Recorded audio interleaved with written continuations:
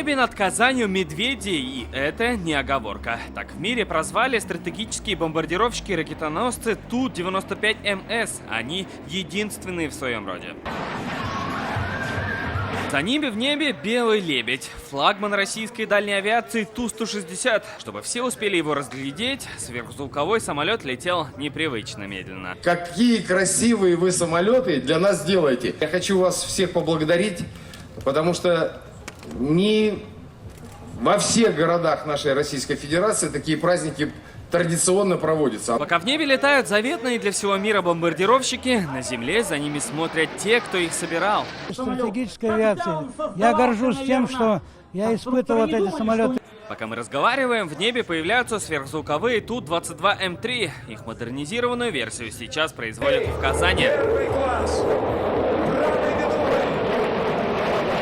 Татарстан в этой дружной семье авиастроителей занимает не последнее место. Мы производим самолеты, вертолеты, авионику, машиностроительное направление у нас в области авиации развито. В небе еще одно детище Капо Ту-214. Это его секретная версия, поэтому он и в таком окрасе. Не успевает он улететь, как на горизонте появляется пилотажная группа «Русь». Их фирменные мертвая петля и бочки. Во время полета зрители, кажется, и забыли про свои гаджеты.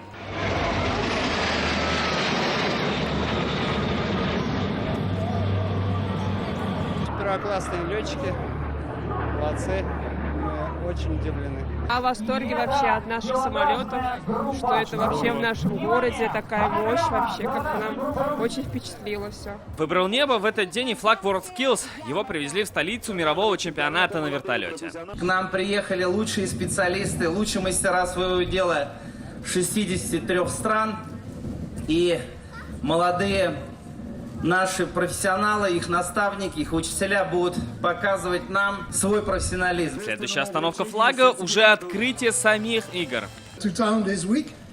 Чемпионат мира по рабочим профессиям начнется уже меньше, чем через неделю. Я очень рад видеть, как Казань, республика и вся Россия готовятся принять его. Праздник «Я выбираю небо» прошел уже в 7-й раз в истории. Это стало доброй традицией для столицы республики, одного из центров авиапромышленности страны. Салават Мухаммадуллин, Рамзиль Гарипов, ТНВ, Казань.